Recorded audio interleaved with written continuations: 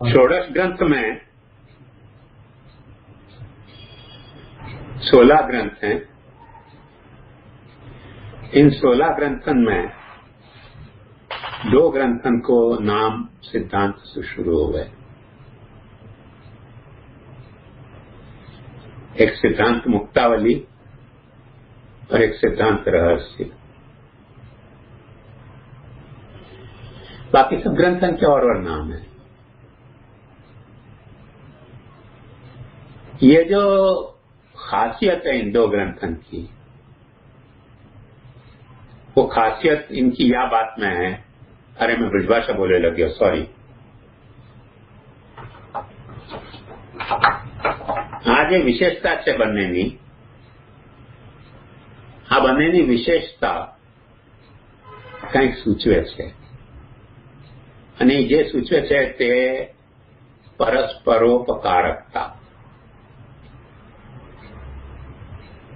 સિદ્ધાંત મુક્તાવલીમાં સેવાના કર્તવ્યને સ્વસિદ્ધાંત વિનિશ્ચય તરીકે બિરદાવવામાં આવ્યું છે અને એ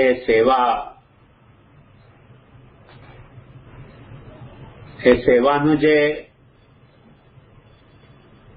આખું સ્કેલેટન છે જેના ઉપર સેવા ડિપેન્ડ કરે છે એ આત્મસમર્પણ છે। કેમ કે સમર્પણમાં ની જે ચિંતા હતી મહાપ્રભુજીને તેમાં એમ જ કહેવામાં આવ્યું છે કે સદોષ જીવનો નિર્દોષ બ્રહ્મ સાથે સંબંધ કેવી રીતે જોડાય અને એ ચિંતાનું નિવારણ પ્રભુએ શ્રાવણસ્યામલે પક્ષે એકાદશ્યામ મહાનિશી બ્રહ્મ સંબંધ કરનાર સર્વેશામ દેહ જીવયો સર્વદોષ નિવૃત્તિ દોષા પંચવિધા સ્મૃતા। બધા દોષો બ્રહ્મ સંબંધથી દૂર થાય છે। આજે બ્રહ્મ સંબંધથી દોષો દૂર થાય છે એમાં જે દોષ પંચવિધ ગણાવ્યા એની ડિટેલમાં આપણે નથી જવાનું, પણ મુખ્ય મુદ્દાની વાત સમજવાની એ છે કે દોષ દૂર થતા હોય કે ન થતા હોય ભગવત સંબંધમાં આડે નથી આવતા। જેમ કાણો માણસ હોય તો બ્રહ્મ સંબંધ લેવાથી બંને આંખ નહીં આવી જાય, ક્રોધી માણસ હોય તો બ્રહ્મ સંબંધ લેવાથી એનો ક્રોધ શાંત નહીં થઈ જાય, લોભી માણસ હોય તો એનો લોભ શાંત નહીં થઈ જાય, દુષ્ટાત્મા હોય તો એનું દુષ્ટાત્મત્વ સદાત્મત્વમાં પરિણમે નહીં કદાચ, પણ એનું દુષ્ટાત્મત્વ ભગવત સેવામાં નહીં આડે આવે, બાકી બધી વાતમાં આડે આવશે। અને એ જે સમર્પણ છે એ એક જાતની બેઝિક વાત એ છે કે કૃષ્ણ સેવા માટે બ્રહ્મ સંબંધ જરૂરી છે। આજે હું બ્રહ્મ સંબંધ કહી રહ્યો છું, મહારાજ પાસે જવું 150 જે મહારાજની રેટ હોય તે રેટમાં ફિક્સ કરવું કે આટલામાં બ્રહ્મ સંબંધ મળશે, નાવું, કંઠી પહેરવી વગેરે વગેરે ભેટ ધરવી મહારાજને, એ અર્થમાં બ્રહ્મ સંબંધ નથી કહી રહ્યો। બ્રહ્મ સંબંધ કહી રહ્યો છું કૃષ્ણની બ્રહ્મતાને પકડવી।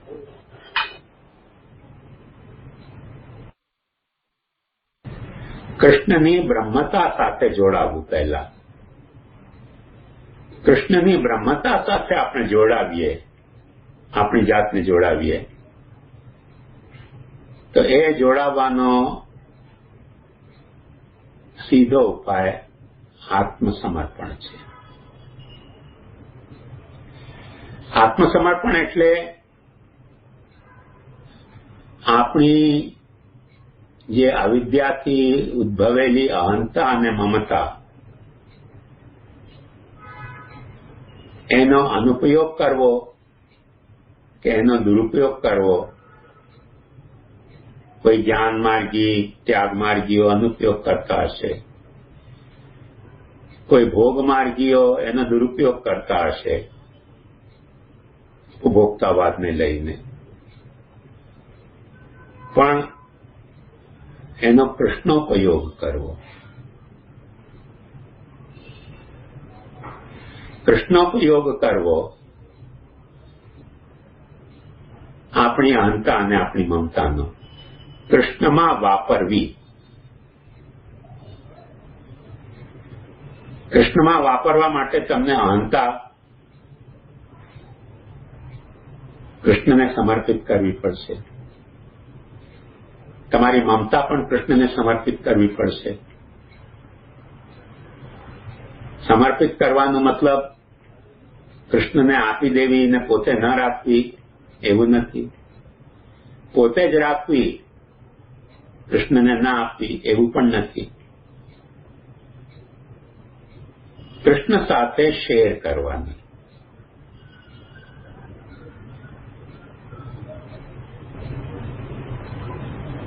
સમર્પણનો મતલબ કે આપણી અહંતાને આપણે કૃષ્ણ સાથે શેર કરીએ, દાસોહમ કહીને. આપણી મમતાને આપણે કૃષ્ણ સાથે શેર કરીએ, શ્રી કૃષ્ણ શરણમ મમ કહીને. એ મૂળમાં બ્રહ્મ સંબંધ છે. એ બ્રહ્મ સંબંધ થાય તો આ સ્નાન કરવો, ઉપવાસ કરવો, મહારાજ પાસે જઈને બોલવું, મહારાજને ભેટ ધરવી, જગડિયાને ન્યોછાવર આપવી, સમાધાનીને, એ બધું પેરાફર્નેલિયામાં શક્તિ વાતો છે, સિગ્નિફિકન્ટ વાતો નથી. પણ આ ન થયું હોય તો એ બધી વાતો બેકાર છે. કૃષ્ણને સાથે કૃષ્ણની પ્રોબ્લેમ એ છે કે કૃષ્ણ અવતાર થયો દ્વાપર યુગમાં, આપણે છે હમણાં કલિયુગમાં. કૃષ્ણની સાથે આપણી અહંતા મમતાને આપણે શેર કેવી રીતે કરી શકીએ, એ બેઝિક પ્રોબ્લેમ. વ્રજભક્તોને સહેલું હતું કોર્સ, કેમ કે કૃષ્ણ એમના વચ્ચે પ્રત્યા હતા. તે પોતાની અહંતા મમતાને કૃષ્ણ સાથે ઇઝીલી શેર કરી શકે. આપણા માટે કોર્સ બહુ ડિફિકલ્ટ છે, કૃષ્ણ સાથે શેર કરવી. એટલે કૃષ્ણની જો બ્રહ્મતા આપણે સમજીએ કે સર્વરૂપ કૃષ્ણ છે, જગતમાં જે કંઈ નામરૂપ કર્મ છે એ કૃષ્ણે લીધેલા નામરૂપ કર્મ છે. એમાંથી કૃષ્ણાવતારમાં જે નામરૂપ કર્મ કૃષ્ણના હતા તે નામરૂપ કર્મને આપણે ફરીથી ઇવોલ્વ કરી શકીએ છીએ કે નહીં, ઇન્વેસ્ટિગેટ કરી શકીએ છીએ કે નહીં. આ ઇન્વેસ્ટિગેશન સાયન્ટિફિક નથી. આ ઇન્વેસ્ટિગેશન જે છે તે ઇન્વેન્શન નથી. આ જે છે ઇન્વેસ્ટિગેશન એ બ્રહ્મના માધ્યમથી થાય છે. બધું જ બ્રહ્મ છે. તેથી જ મહાપ્રભુજી આજ્ઞા કરે છે સાકાર વ્યાપકત્વાચ મંત્રસ્યાપી વિધાનત. બ્રહ્મ સાકાર પણ છે અને સાકાર હોવા છતાં બ્રહ્મ પણ છે. તેથી કૃષ્ણમૂર્તિ આપણે પધરાવીને એ કૃષ્ણમૂર્તિ સાથે આજે લોકોને, મોટાભાગના લોકોને મૂર્તિ કહેતા મરચું લાગતું હોય છે. મહાપ્રભુજી કહે છે કૃષ્ણમૂર્તિ જ કહે છે.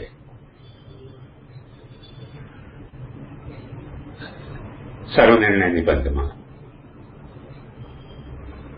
એટલે કૃષ્ણમૂર્તિ સાથે આપણે આપણી અહંતા મમતાને શેર કરીએ.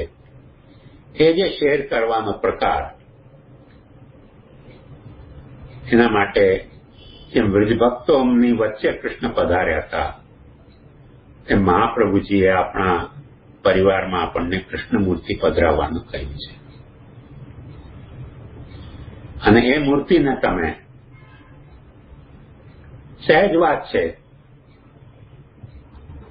કે મૂર્તિમાં તમને કૃષ્ણ ભાવ જાગવો થોડોક ડિફિકલ્ટ કોર્સ છે, કેમ કે કૃષ્ણની જે લીલા, કૃષ્ણની જે રૂપ, કૃષ્ણની જે લીલાની મધુરીમાં, એ બધી એપરન્ટલી આપણને કૃષ્ણ મૂર્તિમાં ભક્તિભાવ વિના અનુભવાતી નથી. એટલે પ્રોફેસર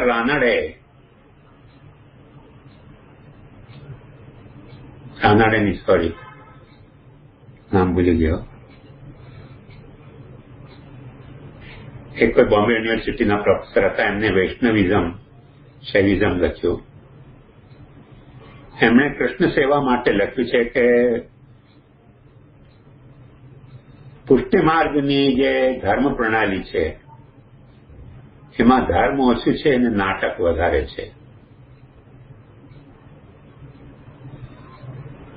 અને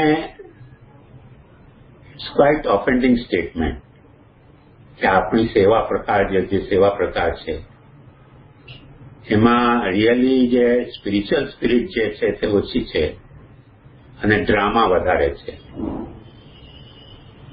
it's an offending statement and I was offended. Father James D રેડિંગ્ટનને હું જયારે સિદ્ધાંત મુક્તાવલી ભણાવતો હતો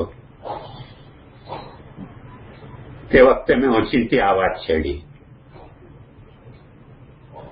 એઝ એન એપોલોજિસ્ટિક વે. લોકો એવું અમારું ક્રિટિસિઝમ કરે છે. એને મને બહુ સુંદર વાત, જો કે મારો વિદ્યાર્થી, પણ એને મને બહુ સુંદર વાત સમજાવી કે Goswami, forget about Pushtimarg. Think of any other religion and ritual. Can you deny drama is not there? I said no. Some element of drama in every ritual. Every ritual involves some elements of drama. અને Y આપણે ડ્રામાને આવી હલકી રીતે જોવું જોઈએ? જ્યારે આપણે ડ્રામાની હકીકતને જાણીએ છીએ કે તમે દુઃખી ન હો તો એ તમને ડ્રામા દુઃખી કરી શકે છે. તમે દુનિયાની બધી જ તકલીફોમાં ગુજરતા હો પણ કોમેડીમાં જઈને આવો તમને તો ડ્રામા તમને હસાવી શકે છે. તમારામાં પ્રેમ ભાવ ન હોય તો ડ્રામા તમારામાં પ્રેમ ભાવ જગાવી શકે છે. તમારામાં દ્વેષ ભાવ ન હોય તો ડ્રામા તમારી ભીતર દ્વેષ ભાવ જગાવી શકે છે. કઈ આપણી ફિલિંગ્સ એવી છે કે જે ફિલિંગ્સને હાઇડ કરીને for the time being, if not for always, all the time, for the time being drama આપણને આપણા રિયલ જગતમાંથી બહાર કાઢીને સુરરિયાલિટીમાં નથી લઈ જઈ શકતો. સુરરિયાલિટી એટલે that which is above the real, which is not unreal, but that which is above the real. When you cannot define it in terms of unreal or real. કેમ કે તમે ફિલ્મ જોતા રડતો આવડતું હોય, કોઈ તમને પૂછે ભાઈ તમે કેમ રડી રહ્યા છો, તમારા વાઈફ ભાગી ગઈ? ના ના. જેની વાઈફ ભાગી ગઈ તમારો રિલેટિવ છે? ના ના. તમને કેમ રડવું આવે છે? આવે રડવું. એ માણસ જે પૂર્ણ માણસ છે, જે રેશનલ છે, એ નથી સમજી શકતો. જે ઇરેશનલ છે એ પણ નથી સમજી શકતો. જે સેન્ટિમેન્ટલ છે, જેને સેન્ટિમેન્ટની વેલ્યુ ખબર છે એ સમજી શકે છે. સેન્ટિમેન્ટની વેલ્યુ માટે હું દર વખતે એક ઉદાહરણ પસંદ કરું. પરણ્યા પછી ડોક્ટરની વાઈફ રડતી હતી કે આખો દિવસ પોતાના દર્દીઓને એટેન્ડ કરે છે અને મને એટેન્ડ નથી કરતો. કોઈકે જઈને કહ્યું કે ડોક્ટર તમે આટલા બિઝી રહો છો પણ તમારી વાઈફની તકલીફ તમને ખબર છે? શું તકલીફ છે? બોલે રડી રહી છે. એને આંસુની એનાલિસિસ, કેમિકલ એનાલિસિસમાં કહ્યું કે એ આંસુના એક ડ્રોપમાં ક્યાંય પણ મને દુઃખ દેખાતો નથી. યસ, ન દેખાય દુઃખ. એક ટીપો આંસુ છલકી જાય આંખમાંથી, એને આંસુની એનાલિસિસ કરો તેમાં દુઃખ ન દેખાય, પણ એ તો આઉટલેટ છે. દુઃખ આંસુ બનીને છલકી રહ્યો છે. દુઃખ નથી છલકી રહ્યો, આંસુ બનીને છલકી રહ્યો છે. પણ આંસુને ટપકતા જોતા આપણી આંખમાં ભીનાશ આવે કે ના આવે? કોઈકને સ્માઇલ આપતા આપણા ચહેરા ઉપર સ્માઇલ આવે કે ના આવે? એટલે કોઈ પણ ડ્રામા જોતા આપણને એ ઇમોશનનો સંચાર થાય છે કે નથી થતો? શા માટે થાય છે એનું બેઝિક કારણ સમજો કે માણસનું જે કોન્સ્ટિટ્યુશન છે ને એ ગ્રેગેરિયસ છે, ઇન્ડિવિજ્યુઅલિસ્ટિક નથી.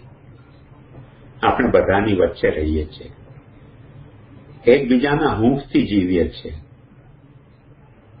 એકબીજાની હૂંફથી જીવીએ છીએ, એકબીજાની સાથે ઇન્ટરેક્ટિવ મોડમાં રહીએ છીએ. સોલિટ્યુડમાં નથી રહેતા કોરોનાના આઇસોલેશનની માફક. કોરોનાના આઇસોલેશનમાં પણ રહેતા હોશું તો આપણે યુટ્યુબમાં, ફેસબુકમાં, પુસ્તકમાં ક્યાંક ને ક્યાંક કોઈકની કોઈક સાથે આપણે કોન્ટેક્ટમાં રહીએ છીએ. એટલે કોન્ટેક્ટમાં રહીએ છીએ તેને કારણે જે ઇન્ટરેક્શન થાય છે એમાં એકબીજાનો જેમ કોરોનાનો ચેપ લાગે તેમ સેન્ટિમેન્ટનો પણ ચેપ લાગતો છે. ઇટ્સ એ કોન્ટેજિયસ, નોટ ડિઝીઝ પર boon. It's a contagious boon કે we can share the emotion. અને એ જો ઇમોશન આપણી ભીતર જાગે, એ ઇમોશન આપણી ભીતર જાગે, કૃષ્ણ લીલાનું ચિંતન કરતા કરતા આપણી અહંતા મમતાને આપણે કૃષ્ણ મૂર્તિ સાથે જોડીએ તો કૃષ્ણની લીલાનું જે સેન્ટિમેન્ટ છે એ આપણામાં જાગે અને આપણું સેન્ટિમેન્ટ આપણે કૃષ્ણની મૂર્તિમાં રિફ્લેક્ટ થતું જોઈ શકીએ છીએ. એક્ઝેક્ટલી આનું નામ સેવા છે. જે હવેલીઓ ચાલી રહી છે એમાં આ પોસિબલ નથી પ્રક્રિયા, કેમ કે આ પ્રક્રિયાનો જળમૂળ કાપવાની પ્રક્રિયા હવેલીઓ છે. મહાપ્રભુજીએ જે કંઈ કર્યું તેનું કચ્છર ઘાણ વાળવા માટે આ બધી હવેલીઓ થઈ છે. એટલે એ હવેલીની સેવાની હું વાત નથી અહીંયા કરી રહ્યો. મને એક બહુ સુંદર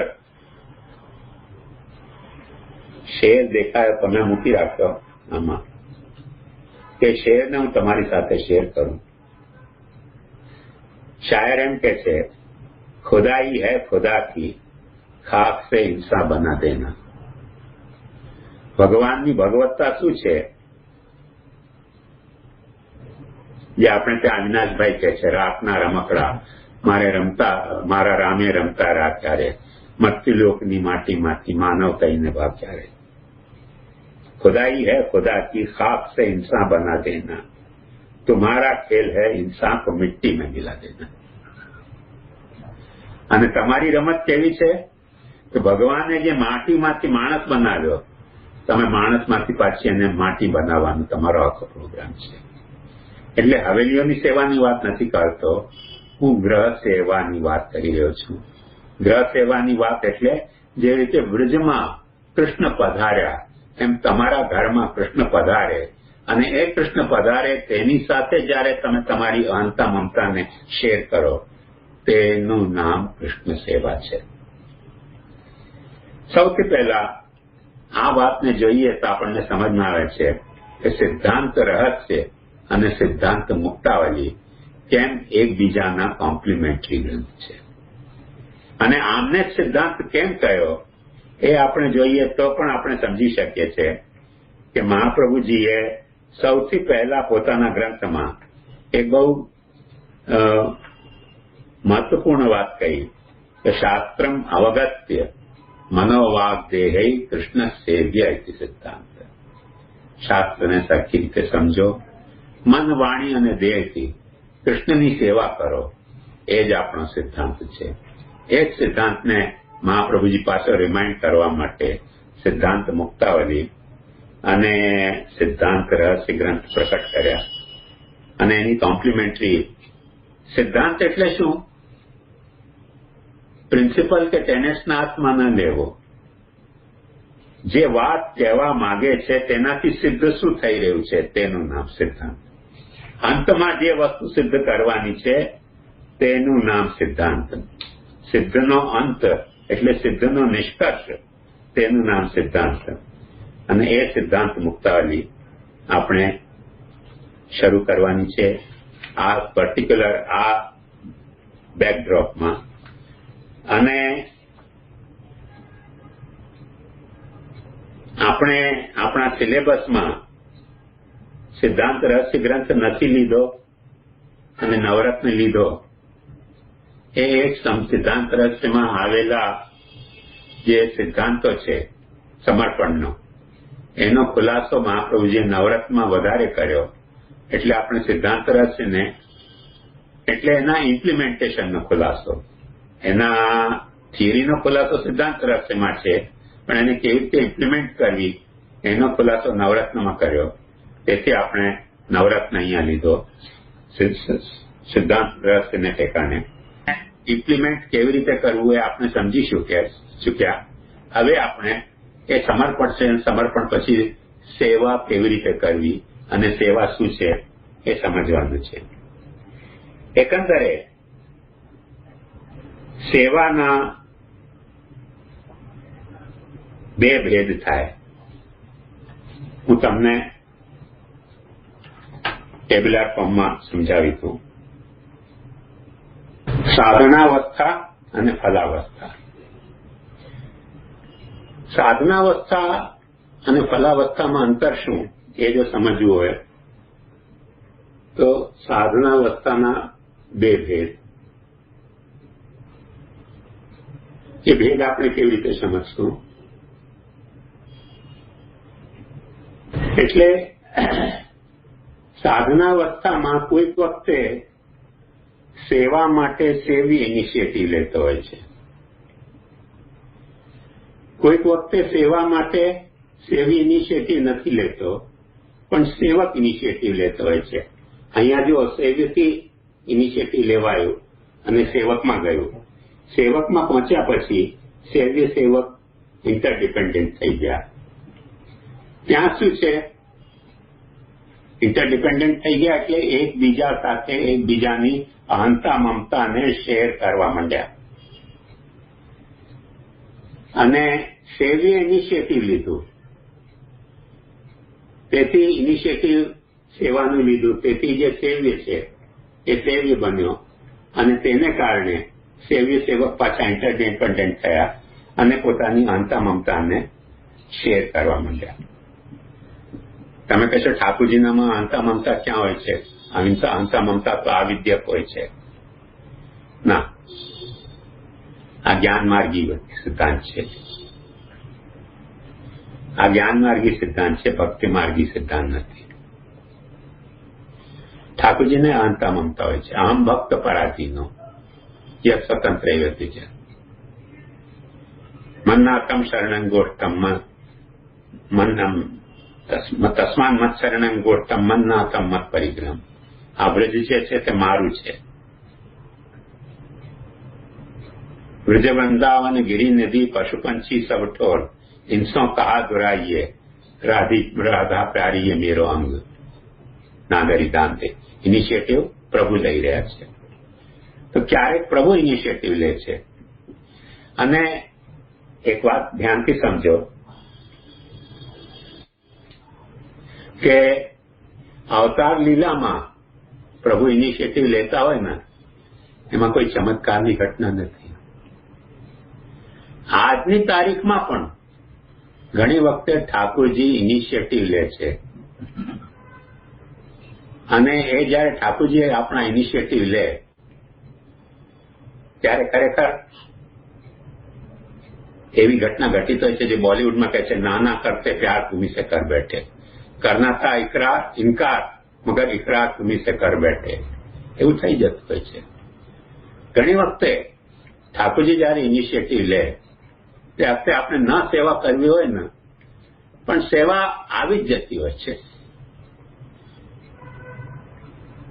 એવા એક નહીં 25 ઉદાહરણ મારી પાસે છે.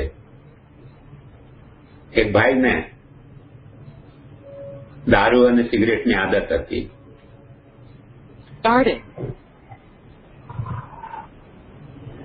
દારૂ અને સિગરેટની આદત હતી. એને કારણે પતિ પત્ની વચ્ચે એટલો કલહ થયો તે પત્નીએ કહ્યું કે ડાયવોર્સ લો. એને કે ઓલ રાઈટ ડાયવોર્સ લો. ડાયવોર્સ લઈને એના બચ્ચા સાથે પત્ની ચાલી ગઈ અને પછી ઓચિંતો એને ઠાકોરજીની સેવાનો ભાવ આવ્યો. દારૂ સિગરેટ ચારે છૂટી ગઈ અને મેં મારી આંખથી એ વ્યક્તિના સેવા કરતા જોયું છે. મને આ એડમિટ કરવામાં કે કન્ફેસ કરવામાં જરાય ઓછાપણું નથી લાગતું કે મારા કરતા ઘણી સારી સેવા એ કરતો હતો. હું સેવાનો સિદ્ધાંત કહું છું. જેટલી સારી સેવા એ કરતો હતો એટલી હજી મારાથી થતી નથી. એવા એક નહીં અનેકો ઉદાહરણ ખાલી હિન્દુસ્તાનના જ નહીં, હિન્દુસ્તાનની બહારના પણ મેં જોયા છે. વર્તમાન કાળના જ નહીં, ભૂતકાળના પણ મેં જોયા છે. તો કોઈક વખતે આજે પણ ઇનિશિયેટિવ પ્રભુ લેતા હોય છે અને આપણને સેવા જબરદસ્તી પ્રદાન કરે અને જબરદસ્તી પ્રદાન કરેલી સેવાને કારણે આપણે આપણી અહંતા મમતાને પ્રભુ સાથે ઇન્ટરેક્ટિવ મોડમાં લાવીને શેર કરતા થઈ જતા હોઈએ છીએ અને સેવાનો આખો કાર્યક્રમ શરૂ થઈ જતો હોય છે.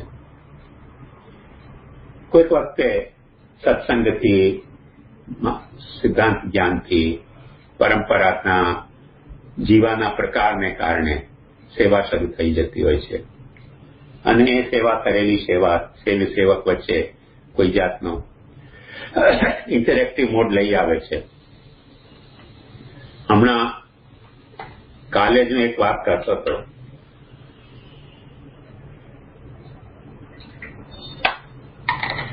જોકે અમારા પરિવારની વાત છે. કોઈ ભાઈએ મને સવાલ કર્યો હતો, બહુ સુંદર. એમણે મને પૂછ્યું કે શાંબાવા મારી તકલીફ એ છે કે મને બહુ ગિલ્ટી ફીલ થાય છે. મેં કીધું એવું કેમ? તો એ કહે છે કે જે મારા પરિવારના ઠાકોરજી છે એમના પ્રત્યે ભાવ મને બહુ વધારે છે, પણ ત્યાં રહીને હું સેવા નથી કરી શકતો પરિવારની સાથે. એટલે મારા ઘરમાં જે ઠાકોરજીની સેવા કરું છું એમના પ્રત્યે ભાવ છે પણ એટલો નથી. તો મને એવું લાગે છે કે મારી ડ્યુઅલ મોરાલિટી જે છે એ ડિવાઇડેડ મોરાલિટી છે અને એને કારણે મને ગિલ્ટી કોમ્પ્લેક્સ ફીલ થાય છે.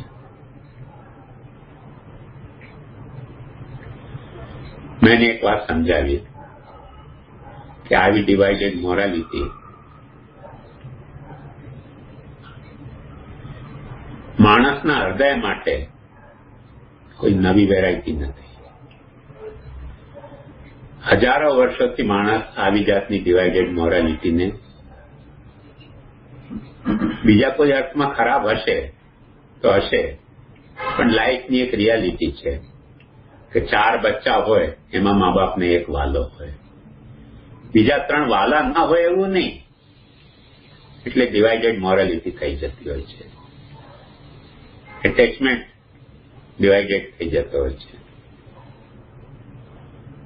આજે તો ખેર ભારત સરકારે ધર્મનિરપેક્ષ હોવાથી હિન્દુઓ ઉપર બેન મૂકી દીધું છે કે 2 વાઇફ નથી કરી શકતા મુસલમાનોની માફક. નહીં તો જૂના જમાનામાં ઘણી બધી વાઇફ હોતી હતી, એમાં એક વાઇફ વધારે ગમતી હતી, બાકી વાઇફ એમ જ રહેતી હતી. જે પહાડી ઇલાકાઓમાં ઘણા બધા હસબન્ડ કરવાની પ્રથા આજે પણ ચાલુ રહી છે, એમાં પણ એવું જ છે કે 5 ભાઈઓ હોય તો 5 ભાઈને એ લોકો પરણી જાય. હજી પણ હિમાલય તરફ હિમાચલ એરિયામાં આવું ચાલે છે. એમાં એક ભાઈ વધારે પ્યારો હોય. ઇવન દ્રૌપદીને એવું હતું કે 5 પાંડવોને પરણી હતી પણ અર્જુન વધારે એને પ્યારો હતો. બીજા ગમતા નહોતા એવું નહીં. ઓન ધ કોન્ટ્રરી યુધિષ્ઠિર કરતા ભીમ દ્રૌપદીને વધારે ચાહતો હતો, પણ છતાંય દ્રૌપદી અર્જુનને વધારે ચાહતી હતી. એ તો ડિવાઇડેડ મોરાલિટી કે ડિવાઇડેડ એફેક્શન, એટેચમેન્ટ એ માણસના હૃદયની લાચારી છે.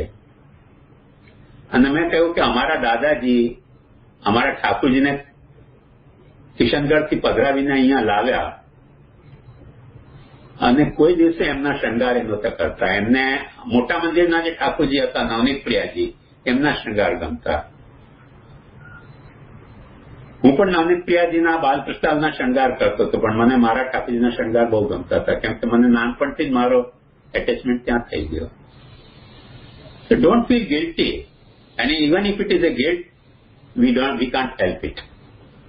We just cannot help it. This is what life is. એટલે તમે ગિલ્ટ ફીલ નહીં કરો. અને એ આપણને જ છે એવું નહીં. મેં કહ્યું આ તકલીફ મહાપ્રભુજીને પણ હતી, કેમ કે મહાપ્રભુજીએ એક સવાલ ઉઠાવ્યો છે કે કૃષ્ણની તો હજારો મૂર્તિ છે, હજારો મૂર્તિમાંથી કઈ કૃષ્ણની મૂર્તિની સેવા કરવી? અને મહાપ્રભુજી કહ્યું કે એમાં કોઈ સિદ્ધાંત બાંધી નથી શકાતો. હૃદયને જે મૂર્તિ ગમી જાય તે મૂર્તિની સેવા કરવી. એમાં મહાપ્રભુજીની જેમ સ્લીપ ઓફ ટંગ થાય એમ સ્લીપ ઓફ પેન થઈ ગઈ અને ત્યાં લખાઈ ગયું મહાપ્રભુજીથી જેમ નવનીત પ્રિયાજી. એટલે મહાપ્રભુજીના હૃદયનો ચોર પકડાઈ ગયો.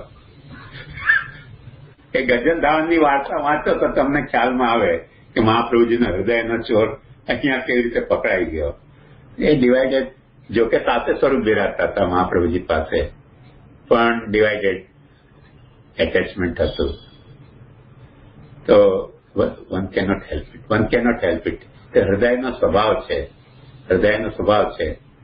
એટલે ગિલ્ટ ફીલ નહીં કરવું.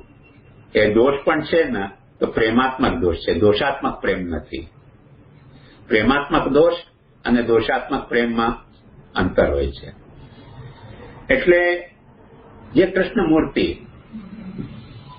આપણને ગમી ગઈ ફોર XYZ રીઝન, એને આપણે સેવ્ય બનાવીએ, એની સાથે આપણી આંતા મમતાને આપણે શેર કરીએ.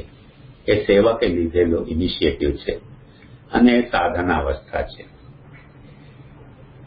આ સાધનાવસ્થાનો ફલાવસ્થા સાથે ડિફરન્સ શું એ આપણે હવે સમજી લેવું જોઈએ. ફલાવસ્થાનો પિક્ચર થોડો જુદો છે. એટલે સેવા કરતા કરતા જયારે ફલાવસ્થા આવે, સેવા કરતા ફલાવસ્થાનું હું કઈ રીતે પરિભાષિત કરું છું, જે મહાપ્રભુજી છે, કૃષ્ણ સેવા તદા કાર્યા માનસીસા પરામતા ચેતસ્તત પ્રવણમ સેવા. ચિત્ત સેવામાં પ્રવણ થઈ જાય પછીથી ફલાવસ્થા શરૂ થાય છે. ચિત્ત જ્યાં સુધી પ્રવણ નથી થતો, જ્યાં સુધી આપણે તનુ વિત્તજા સેવા કરી રહ્યા છે, ત્યાં સુધી સાધનાવસ્થા છે. અને જ્યારે ચિત્ત પ્રવણ થયો ત્યારથી સેવા ફલાવસ્થામાં આવી ગઈ. તત્સિદ્ધેય તનુ વિત્તજા એ ચિત્તને ભગવત પ્રવણ કરવા માટેનો, તનુ એટલે અહંતાનો ટોકન અને વિત્ત એટલે મમતાનો ટોકન. એ અહંતા મમતાના જે ટોકન છે તનુ અને વિત્ત, એને ભગવાન સાથે શેર કરવાથી આપણું ચિત્ત ભગવત સેવામાં પ્રવણ થાય છે. અને ભગવત સેવામાં પ્રવણ થાય છે તથા સંસાર દુઃખસ્ય નિવૃત્તે બ્રહ્મબોધનમ માનસીસા પરામતા. એ ચિત્તની સેવાની ફલાવસ્થા છે. તો એનો જે ટેબ્યુલર ફોર્મ છે આપણે કેવી રીતે સમજશું? સેવ્ય સેવકમાં ઇન્ટરડિપેન્ડન્સ તો છે જ, કેમ કે સેવ્ય ના હોય તો સેવક નથી, સેવક ન હોય તો સેવ્ય નથી.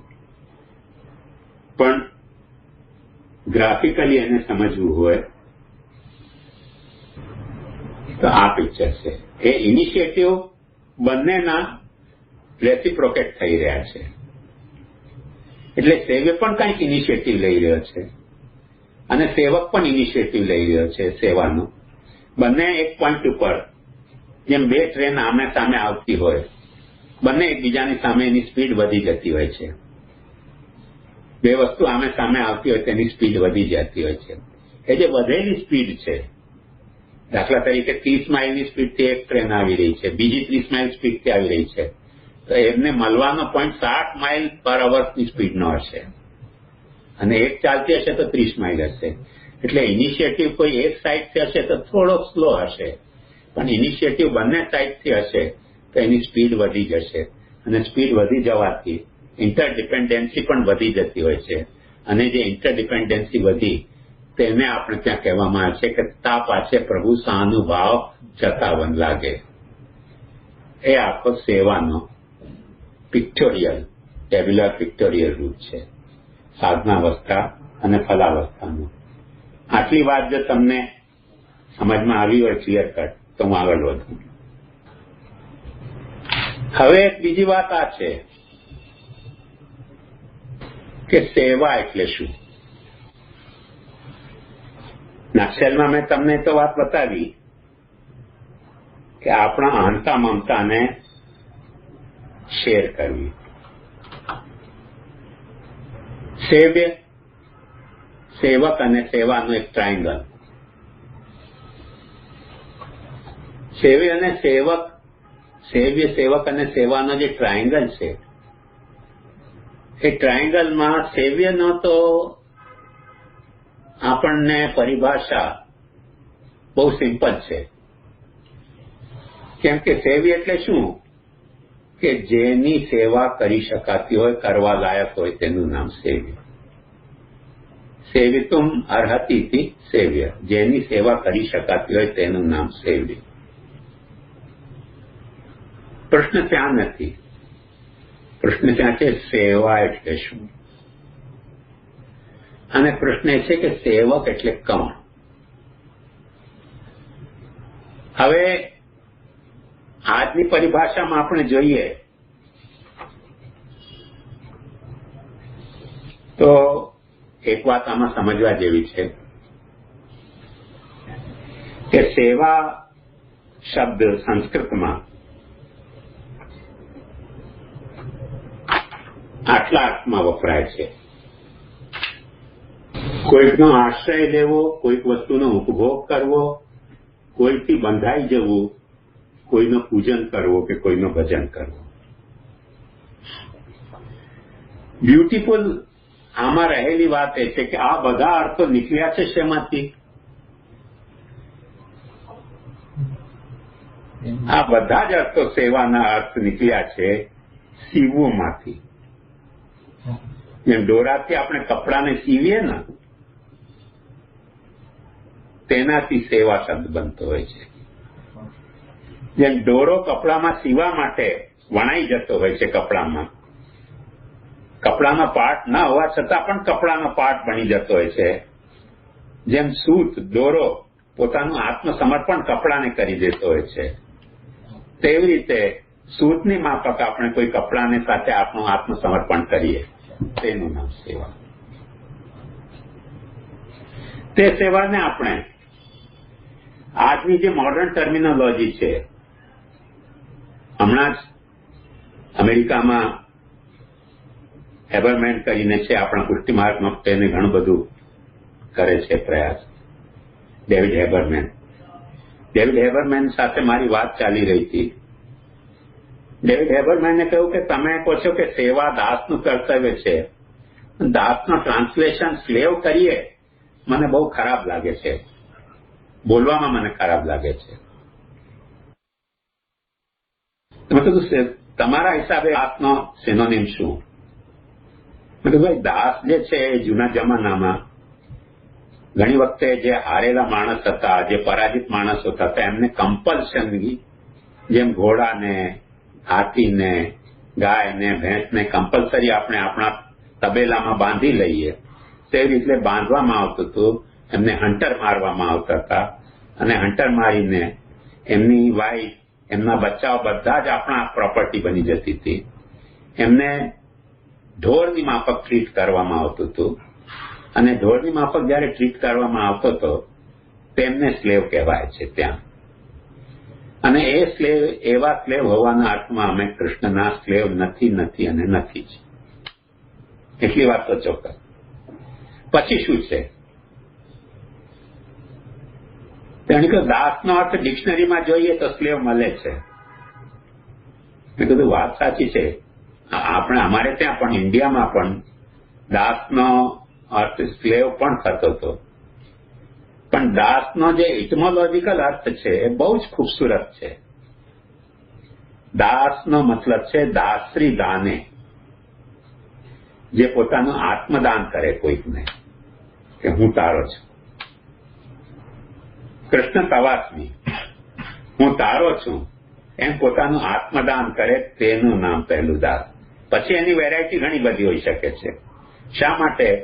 કેમ કે દાન શા માટે કર્યું? કેમ કે હું મારો ખર્ચો ચલાવી નથી શકતો, તેથી હું તને મારી જાતને સોંપી રહ્યો છું. હું મારો આ કામ અધૂરું છે, પૂરું નથી કરી શકતો, તેથી હું કરશો. મારી પાસે પૈસા નથી, તું મને પૈસા આપે છે, પગાર આપે છે, તેથી હું તારો દાસ થાઉં છું, વગેરે વગેરે કારણો એના ઘણા બધા હોવાથી દાસના ભેદો અનેક પ્રકટ થઈ જાય છે. ખ્યાલમાં આવ્યું ને? હારેલો માણસ દાસ, પરેશાન માણસ દાસ, મુસીબત કા નામ મહાત્મા ગાંધી વાળો દાસ. ઘણા બધા દાસની વેરાયટીના કારણ હોઈ શકે છે. પણ મૂળ જે શબ્દ છે દાસરી દાને, જે પોતાને દાન કરે છે, અને એ અર્થમાં આત્મસમર્પણથી અમારે ત્યાં દાસત્વ આવે છે. એટલે સેલ્ફ ડેડિકેટેડ જે હોય તેને અમે દાસ કહીએ છીએ. સેલ્ફ એમ્પ્લોયીને અમે દાસ નથી કહેતા. શા માટે દાસ નથી કહેતા? What is the difference between self dedicated and self employee? એમ્પ્લોયીનો મતલબ શું છે? કે જે કોઈ જાતની ફિક્સ કરીને કે હું આ કામ કરીશ અને તારે મને આટલા રૂપિયા આપવાના, એને એમ્પ્લોયી કહેવાય. એનો એમ્પ્લોયર હોય. કૃષ્ણ અમારો એમ્પ્લોયર નથી, અમે કૃષ્ણના એમ્પ્લોયી નથી. અમે ઇનિશિયેટિવ લીધું છે. શા માટે ઇનિશિયેટિવ લીધું છે? વાત ધ્યાનથી સમજો. કેમ કે અમને કૃષ્ણને સેવીએ, કૃષ્ણ અમને બ્રહ્મની નામરૂપ કર્મોની અનંત વેરાયટીમાં કૃષ્ણના નામરૂપ કર્મ અમને સેવવા માટે યોગ્ય લાગ્યા. તેથી મહાપ્રભુજી કહે છે, નત્વા હરિમ પ્રવક્ષ્યામિ સ્વસિદ્ધાંત નિશ્ચયમ કૃષ્ણ સેવા સદા કાર્ય. એટલે કૃષ્ણ અમને સેવે લાગે, સર્વદા સર્વભાવેન ભજનીયો વ્રજાતિત્વ. કૃષ્ણ અમને સેવા કરવા લાયક લાગે છે, તેથી અમે ઇનિશિયેટિવ લઈ રહ્યા છે. કૃષ્ણ કદાચ ભીતર કાનેથી લેતો હશે તો લેતો હશે, અંતર્યામી હોવાને કારણે, પણ બાહ્ય રૂપથી તો આજે અમારી વચ્ચે પ્રકટ નથી. એટલે ઇનિશિયેટિવ લેવાનો રોલ એના કોર્ટમાં નથી, ઇનિશિયેટિવ લેવાનો કોર્ટ અમારા કોર્ટમાં છે. એટલે અમે ઇનિશિયેટિવ લઈ રહ્યા છે કે અમને કૃષ્ણને, સદા શ્રી કૃષ્ણને સેવો રે, સમજી લ્યો ને હવે સુધો સિદ્ધાંત. એ અમારો અભિગમ છે. અને એ અભિગમ સાથે અમે કૃષ્ણનો આશ્રય કરીએ છીએ. કૃષ્ણ સાથે અમારી અહંતા મમતાને, જેમ સુઈ, અહંતાની સુઈમાં મમતાને ધાગો, સૂતને પોરાવીને કૃષ્ણના કાપડમાં અમે વણાઈ જવા માંગીએ છીએ. પછી પૂજને કરશું, ભજને કરશું, અને કૃષ્ણના સ્વરૂપાનંદ, લીલાનંદ અને ભજનાનંદનો અમે ઉપભોગ પણ કરીશું.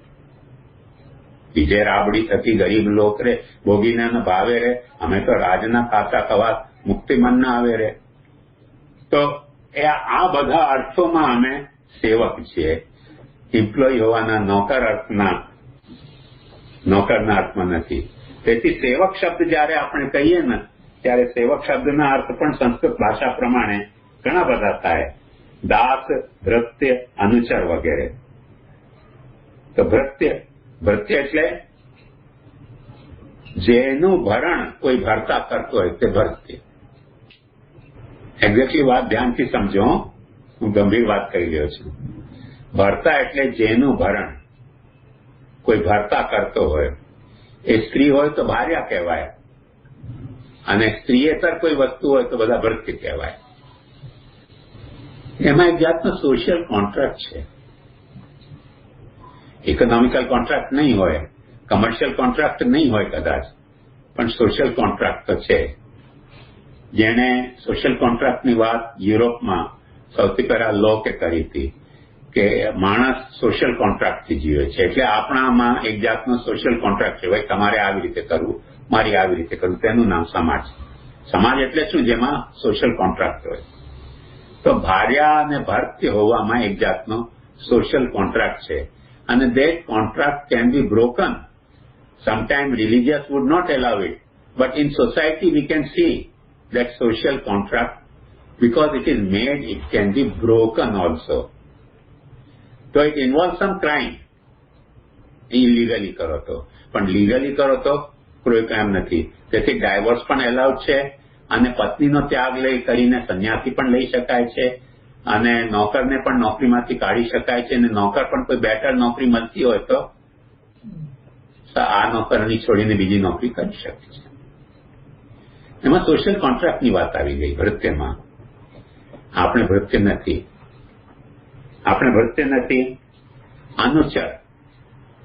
અનુચર કહો કે કિંકર કહો. અનુચર એટલે પાછળ જે ફરે તેનું નામ અનુચર.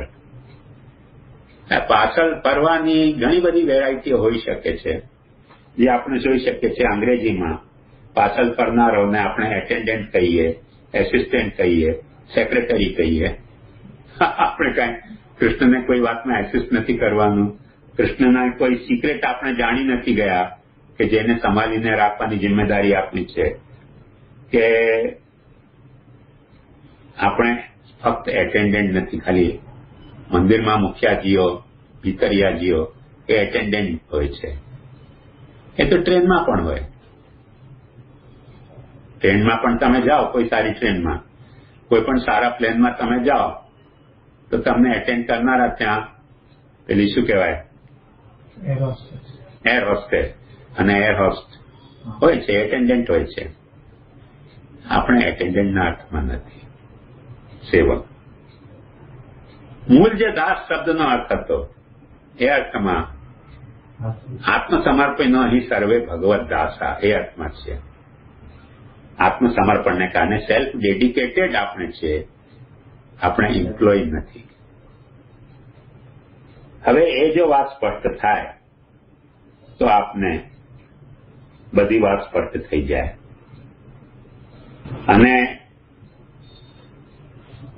શરણાગતિ અને સમર્પણ, એમાં એક વાત સમજવાની છે કે શરણાગતિ ઇનિશિયલી તો વાચનિક હોય છે, એક જાતનું કબૂલાતનામું, કંઈક કબૂલ કરવું. અને સમર્પણ જે છે એ તો વસ્તુનું સમર્પણ નથી, કેમ કે સમર્પણનો જે આપણે ત્યાંનો રિચ્યુઅલ છે એ પણ તમે જોશો તો તમને ખ્યાલ આવશે કે સમર્પણમાં આપણે કાંઈ પણ પ્રભુને નથી આપતા તુલસી દળ સિવાય. તુલસી દળ સિવાય જેટલી આઈટમ આપણે ગણાવીએ છીએ, દારા, આગાર, પુત્ર, આપ્ત, વિત્તેય, પર, ઇન્દ્રિય, પ્રાણ, અંતઃકરણ, કશું જ ત્યાં આપતા નથી. ફક્ત એક તુલસી દળ આપીએ છીએ. તુલસી દળ પ્રભુને શા માટે સમર્પણમાં આપવામાં આવે છે એની પાછળનું એક જ કારણ છે, કેમ કે આપણે કૃષ્ણ લીલામાં આ જોયું કે કૃષ્ણને તુલસી ગમે છે. તો આપણે એમ કહે છે ભાઈ કે તુલસી તને જેવી રીતે ગમી એવી કદાચ હું તને ગમી જાઉં એટલે આ તુલસી લઈને આવ્યો છું. એ તુલસી આપણે તમારી કહીએ છીએ. કૃષ્ણને તુલસી ગમે છે એટલા માટે. એટલે સમર્પણ ઇનિશિયલ સ્ટેજમાં તો માનસિક જ હોય છે ને, ભાઈ તુલસીના ટોકન રૂપે. જેમ આપણે રિસેપ્શનમાં કંઈ ગિફ્ટ આપીએ હસબન્ડને, એ આપણી શું છે, સદભાવનાની, આપણા ઉમંગની, કે ભાઈ તમારો મેરેજ થઈ રહ્યો છે, તમને અમે કંઈક ગિફ્ટ આપવા માંગીએ છીએ. મેં ગુજરાતી ગઝલ લખી હતી, હમણાં જ મને ચિંતા યાદ આવી. તમે ને હું વિખૂટા એકબીજાથી પડ્યા ત્યારે તમે જે ભેટ આપી હતી નિશાની લઈને આવ્યો છું. બ્રહ્મસમનની ગદ્ય મંત્રનું તાત્પર્યમાં મેં લખ્યું છે કે તમે ને હું વિખૂટા એકબીજાથી પડ્યા ત્યારે તમે જે ભેટ આપી, તમે એક ભેટ આપી હતી મને. અને એ ભેટ શું હતી કે તું મારો છે. તું મારો છે એને મહાપ્રભુજી ભક્તિ યોજનામાં કહે છે બીજ ભાવ. કૃષ્ણે આપણને આપણે વિખૂટા પડ્યા ત્યારે કૃષ્ણથી, ત્યારે કૃષ્ણે આપણને કહી દીધું તું કાનમાં કે જ્યાં તને છૂટ છે, જ્યાં રમવું હોય, ફરવું હોય, ભમવું હોય ભમ, પણ તું મારો છે. એ ભેટ મેં સાચવીને રાખી. આજે યાદ આવી છે, નિશાની લઈને આવ્યો છે. મોટી ગઝલ છે, બધી કહેવામાં તાત્પર્ય નથી મારો. મુખ્ય એ તુલસીના દલ રૂપે આપણે પ્રભુને સમર્પિત કરીએ છીએ. તેથી એ માનસિક છે, પણ સેવા શરૂ થાય છે કાયિક અને વાચનિક.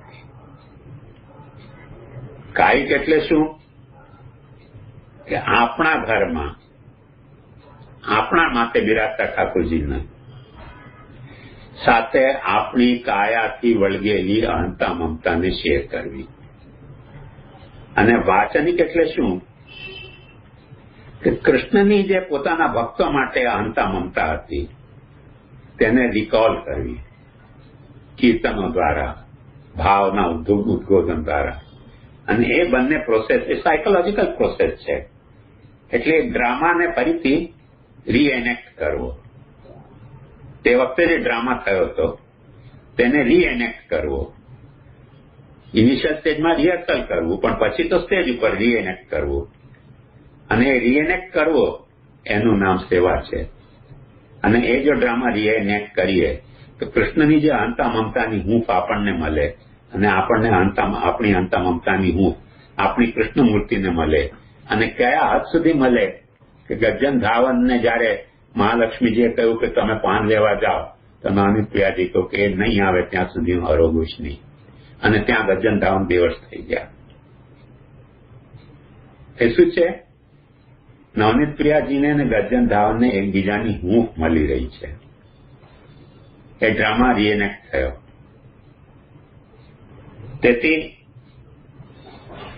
સેવા એ સ્ટેજ ઉપર જઈને જયારે એ રીએનેક્ટ થઈ જાય ત્યારે માનસી સિદ્ધ થઈ જતી હોય છે. ચેતસ તત્પ્રવણમ સેવા તત્સિદ્ધે કનુવિચ્છદા તત સંસાર દુઃખસ્ય નિવૃત્તે બ્રહ્મબોધનમ. આજે આપણે સેવાને દાર્શનિક બનાવી દીધી છે. કાયિક વાચિક નહીં, માનસિક પણ નહીં. સેવા આપણી દાર્શનિક થઈ ગઈ છે કે બસ હવેલીમાં તમે દર્શન કરવા આવો, ભેટ ધરી જાઓ, પ્રસાદ લઈ જાઓ. દાર્શનિક સેવા પુષ્ટિ માર્ગી સેવા નથી. એ તો કોઈ ભલતા પેટી રડવાની કોઈક સેવા છે. અને તમને કોઈ કરવી નથી સેવા, એટલે તમે કોઈક જાતનું સેટિસ્ફેક્શન, ફોલ્સ સેટિસ્ફેક્શન માંગો છો અને તેથી કરી રહ્યા છો. અને અમારે કોઈ ધંધો નથી એટલે અમે પણ એ સેવાને પ્રમોટ કરતા હોઈએ છીએ. એ બંને વસ્તુને જુદી સમજવી. દાર્શનિક સેવા નથી. નવધા ભક્તિમાં દર્શનનો ક્યાંય ઉલ્લેખ નથી. ક્યાંય ઉલ્લેખ નથી. શ્રવણમ કીર્તનમ વિષ્ણુ સ્મરણમ પાદસેવનમ અર્ચનમ વંદનમ દાસ્યમ સખ્યમ આત્મનિવેદનમ અને તથા એનાથી પ્રેમ લક્ષણ ભક્તિ. એક વાત સમજો કે દર્શન, શ્રવણમ કીર્તનમ વિષ્ણુમાં કદાચ દર્શન થાય કે ન થાય, પણ અર્ચનમ વંદનમ દાસ્યમમાં તો દર્શન થઈ જ રહ્યો છે. તો દર્શનને નોખા કહેવાની જરૂરત જ નથી. દર્શનને નોખો પ્રકાર સેવાનો માનવો તે દિવસથી પુષ્ટિ માર્ગની બેક સ્ટેબિંગ થઈ. પીઠમાં છરો તે દિવસે ભોંકવામાં આવ્યો કે જયારે ઘર સેવા છોડાવીને દર્શન સેવાનો આપણે ત્યાં પ્રોગ્રામ ઘડાયો.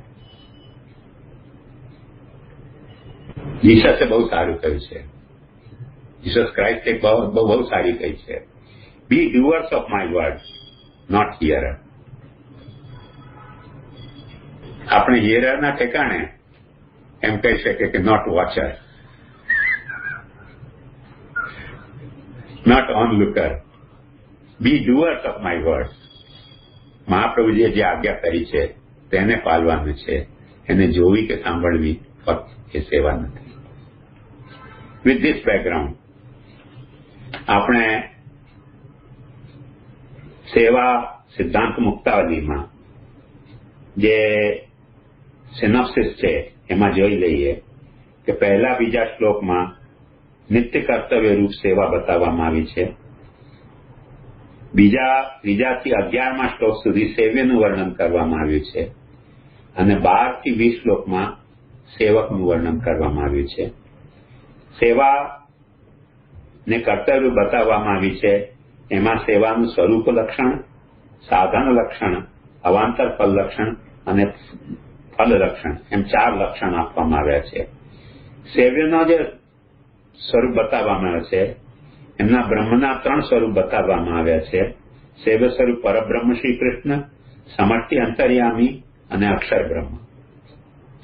અને સેવકનો જે સ્વરૂપ બતાવવામાં આવ્યો છે એમાં ઉત્તમાધિકારી માનસી સેવા કરતો થઈ જાય છે, જેને પૂર્ણ જ્ઞાન અને પૂર્ણ સ્નેહ વાલો હોય છે.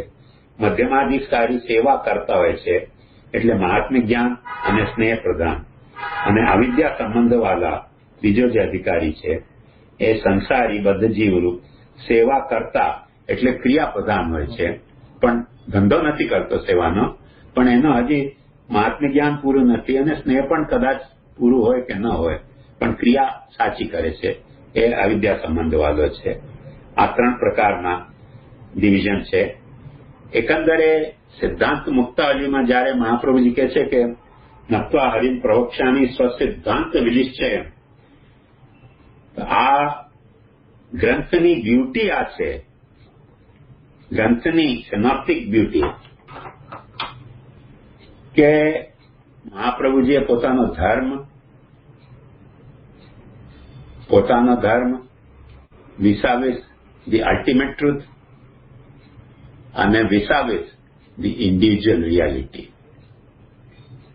આ 3 વાતોનો એટલે know thyself, know thy duty and know the absolute reality. આટલી બધી વસ્તુઓને 20 શ્લોકોમાં આવરી લીધી છે. I mean, it's a fantastic treatise, unimaginable.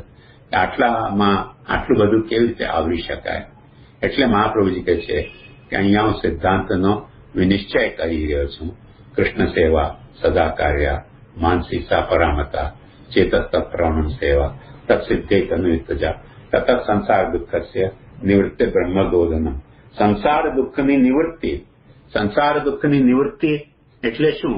કે આ કૃષ્ણ સેવા કરતા કરતા તમારી જે અહંતા મમતા ને કારણે તમને જે તમારી અહંતા મમતા જ્યારે સાંસારિક છે ત્યારે તમને દુઃખ આપનારી થઈ જાય છે. એ અહંતા મમતાને છોડવાની નથી, એ અહંતા મમતાને વાપરવાની નથી, એવું નથી. એને કૃષ્ણ માટે પણ વાપરવાની છે.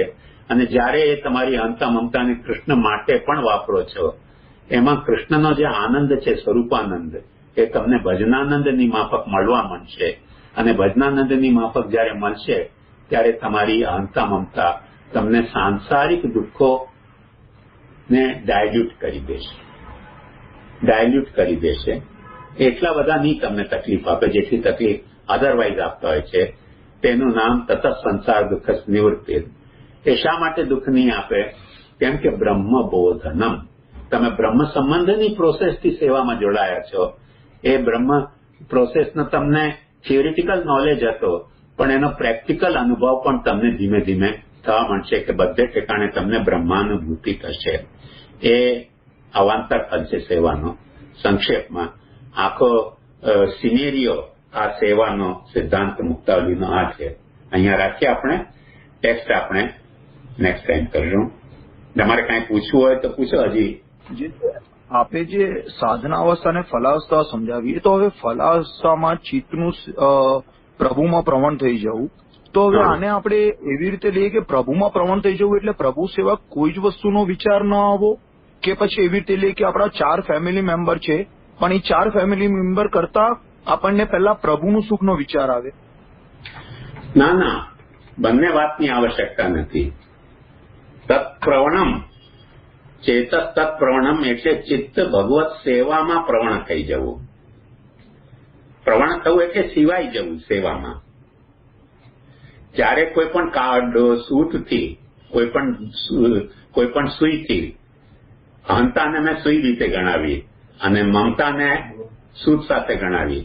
એ અહંતા મમતાના સુઈ ધાગાથી આપણે જયારે કોઈ કૃષ્ણના કાપડમાં વણાઈ જઈએ છીએ, વણાઈ ગયા તો એમાં આપણી સાથે જે કાંઈ પહેરા પરનેલી હોય તે તો છે જ ને. એમાં કોઈકને ત્યાગવાની કે કોઈને છોડવાની જરૂરત નથી. કેમ કે આપણી મમતામાં જે કાંઈ વિષયો છે એ તો કૃષ્ણથી વણાઈ ગયા છે. તમે મમતાને છોડી થોડી છે, મમતાનો અનુપયોગ પણ નથી કર્યો. You have not given up mamta, neither you have donated mamta to Krishna. You are sharing your mamta. So when you are sharing your mamta, your possessiveness with Krishna, so you possess it. એ અર્થમાં છે તે તત્વ પ્રણમ સેવા. Am I clear? નહીં જીજી, હજી મને clear નહીં થયું. જરા કોઈ એક્ઝામ્પલ આપીને કહેશો? એટલે મને લાગે છે કૃણાલ કે થોડીક અહંતાને ડાયલ્યુટ આપણે કરીએ ને તો આપણને સમજમાં આવે. કેમ કે આપણામાં અહંતાનો ફુગાવો એટલો વધારે હોય છે કે જયારે પણ આપણે અહંતાથી કોઈ પણ કામ કરીએ તે વખતે આપણને લાગે છે કે આ મેં કર્યું. પણ ત્યારે આપણે મમતાને ભૂલી જતા હોઈએ છીએ. પણ એક વાત સમજો કે આપણી અહંતામાં આ હાથ હું છું કે મારો હાથ છે, આ પગ હું છું કે મારો પગ છે, આ મારું માથું છે કે હું માથું છું, આ પેટ મારું છે કે હું પેટ છું. તો જો આપણા દેહને આપણે આપણું માનતા હોઈએ કૃષ્ણ સેવામાં તલ્લીન થવા માટે, તો આપણી વાઈફને કેમ આપણે આપણી ન માની શકીએ? આપણા ઘરને કેમ આપણે આપણું ન માની શકીએ? આપણો ધંધાને આપણે કેમ આપણું ન માની શકીએ? બધું કૃષ્ણ સેવા માટે છે. હવે સ્પષ્ટ થયું? હા જીજી, હવે સ્પષ્ટ થયું. સેવામાં જેમ ઠાકોરજીના શણગાર, ઠાકોરજીની પીછવાઈ, ઠાકોરજીનું સિંહાસન જારી સેવોપયોગી વસ્તુ છે, એમ આપણી અહંતા મમતા હવે સેવોપયોગી થઈ ગઈ. પણ શું છે કે પેલી અહંતા જે છે ને સુઈ છે. પ્રોબ્લેમ એ છે કે સુઈ વગર દોરો પોતાની મેલે કપડામાં ઘૂસતો નથી. ઘૂસાવા માટે સુઈ વાપરવી પડે. એટલે સુઈની થોડી દાદાગીરી તો હોય છે. સુઈ જેવી રીતે ચાલે તેવી રીતે દોરો પરોવાય. એટલે સુઈની થોડી દાદાગીરી ચાલે છે, પણ અંતે સમજવાની છે કે સુઈને તો પરોવવામાં આવી છે એટલા માટે કે દોરો પરોવાઈ જાય. દોરોને એટલે નથી પરોવવામાં આવતો કે સુઈ પોરાય. કપડામાં સુઈ પોરાય તો ચૂબે. દોરા વિનાની સુઈ જો કપડામાં રહી જાય તો ચૂબ્યા વિના રહે નહીં ને ઇન્જેક્શન લાગે. એટલે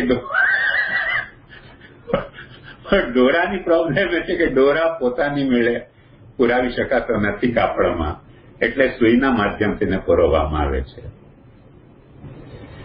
એમ આપણે દોરાને પૂછી નથી શકતા, પણ દોરાને કાપડમાં પુરાવ્યા પછી, વણાવ્યા પછી દોરાને ક્યારે પણ કહેશો ને તો દોરાને અહંતા નહીં હોય કે હું વણાઈ ગયો. એ સુઈને જ થેન્ક્સ આપશે.